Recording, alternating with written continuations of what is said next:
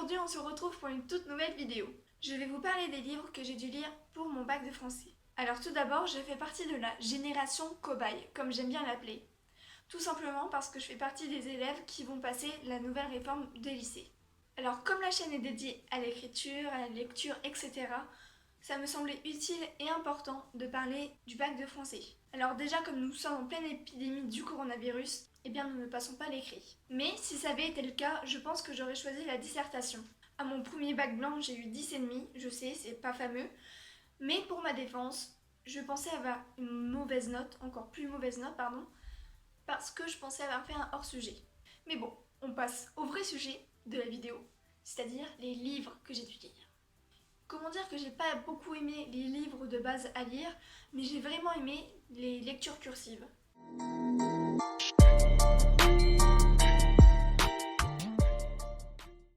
Pour commencer, on a eu La Princesse de Clèves. On va pas se le cacher, c'est chiant, je me suis ennuyée à mourir. Par contre, pour l'écriture, c'est vraiment enrichissant de savoir. Les descriptions sont vraiment intéressantes si l'on veut voir à quoi ressemble une vraie description. Malgré le fait que j'ai pas du tout aimé la lecture, ça m'a fait quand même du bien de lire un bon auteur.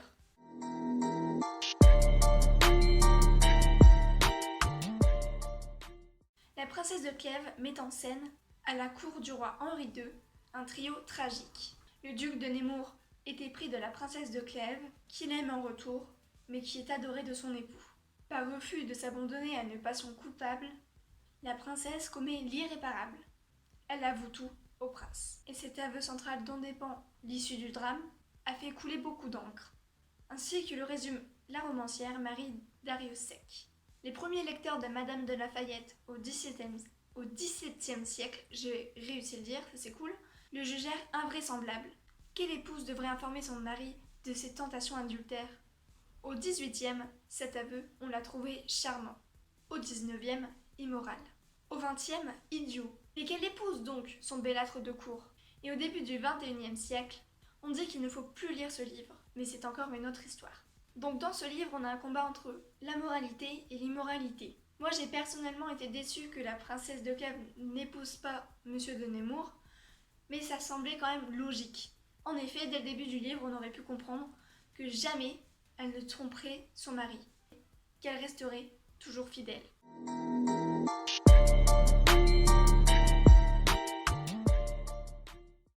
Avec ce livre, en lecture cursive, j'avais plusieurs choix pour lire un bouquin.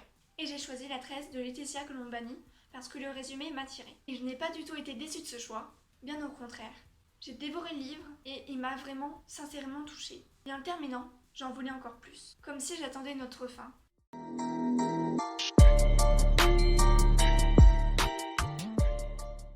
Inde. Smita est une intouchable. Elle rêve de voir sa fille échapper à sa condition misérable et entrer à l'école. Sicile. Giulia, je sais pas du tout si je prononce bien, comme d'habitude, bon les prénoms ça fait deux, travaille dans l'atelier de son père. Lorsqu'il est victime d'un accident, elle découvre que l'entreprise familiale est ruinée. Canada. Sarah, avocate réputée, va être promue à la tête de son cabinet quand elle apprend qu'elle est gravement malade. Liées sans le savoir par ce qu'elles ont de plus intime et de plus singulier, Smita, Giulia et Sarah refusent le sort qui leur est réservé et décident de se battre. Vibrantes d'humanité, leur histoire tisse une tresse d'espoir et de solidarité. 3 femmes, 3 vies, 3 continents, une même soif de liberté. Ce livre m'a ouvert les yeux sur les conditions de la femme dans le monde. Que en Inde, il faut tout simplement se battre pour pouvoir avoir les droits que nous en France par exemple on a. En Sicile, une famille est prête de donner sa fille en mariage pour éviter la ruine de la famille. Et enfin, qu'il y a toujours des discriminations au travail sur les femmes, par exemple ici, au Canada. C'est notamment cette histoire, ce livre, que j'ai choisi de présenter lors de mon oral de bac.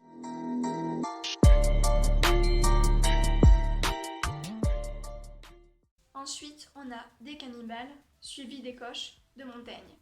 Je ne l'ai pas aimé, mais je ne l'ai pas non plus détesté. J'aime bien certaines métaphores, et aussi le fait de voir que l'auteur se perd dans sa propre réflexion.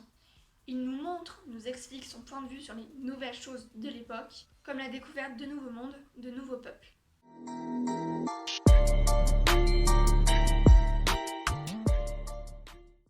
Au XVIe siècle, les découvertes du Nouveau Monde bouleversent les représentations des Européens. La rencontre entre de nouvelles cultures et de nouveaux rites se fait dans l'hostilité, voire de la violence. Montaigne propose, avec des cannibales et des coches, une autre manière de penser le monde. À travers une argumentation rigoureuse, il tend un miroir critique à ses contemporains et ouvre une réflexion sur l'altérité. Que signifie civiliser? Qui est véritablement le barbare? Qui sommes-nous dans le regard de l'autre? Je vais reprendre sur la dernière phrase que j'ai dite dans le résumé. Qui sommes-nous dans le regard de l'autre? Ça, c'est une vraie question. Surtout à cette époque où on envahissait les territoires. Comment on était vu?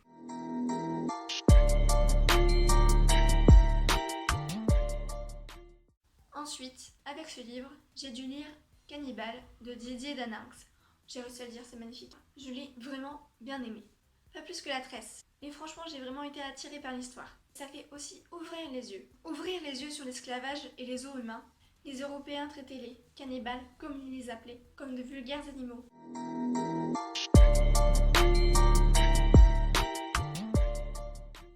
Paris 1931, l'exposition coloniale. Quelques jours avant l'inauguration officielle, empoisonnés ou victimes d'une nourriture inadaptée, tous les crocodiles du Marigot meurent d'un coup. Une solution est négociée par les organisateurs afin de remédier à la catastrophe.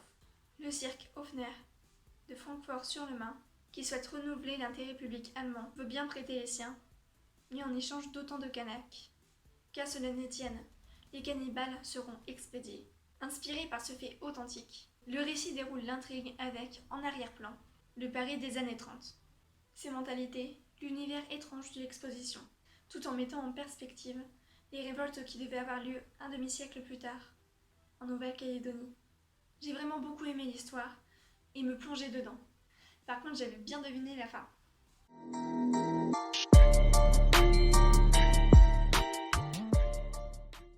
Et enfin, le mariage de Figaro. Bon, normalement, il y a encore 3 livres que j'aurais dû lire, mais avec la crise sanitaire, les programmes ont tout simplement été raccourcis.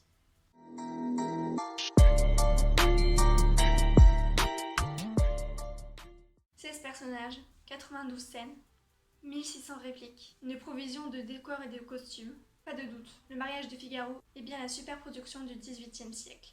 Si l'on ajoute à cela une bataille de 5 ans pour faire jouer la pièce, et un auteur à la réputation scandaleuse, on comprend mieux le retentissement qu'a eu cette œuvre jusqu'à nos jours.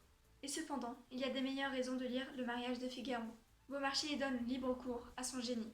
Entre jalousie, désir, bons mots et coups de théâtre, et sous son agréable apparence de comédie divertissante, la pièce nous entraîne.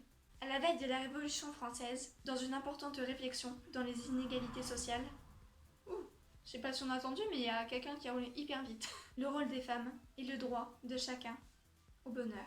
Bref, voici une histoire légère et profonde qui fait rimer amour et humour le mieux au monde. J'ai eu un peu de mal à comprendre au départ. Pas à cause de l'histoire, mais à cause du vocabulaire employé qui peut être complexe à comprendre. Sinon, dans l'ensemble, ça va, j'ai bien aimé la pièce. Et maintenant, plus qu'à savoir si je vais passer mon oral. Ça, c'est une grande question. Et voilà, j'espère que cette vidéo vous aura plu. Je vous mets en description les liens pour lire mes histoires, comme d'habitude, et on se retrouve pour une prochaine vidéo.